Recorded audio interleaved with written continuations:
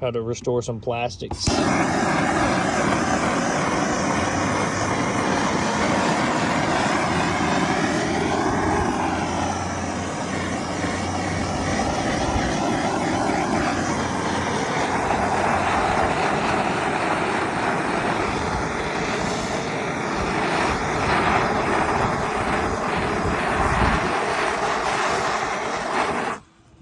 Ain't new, but it's better.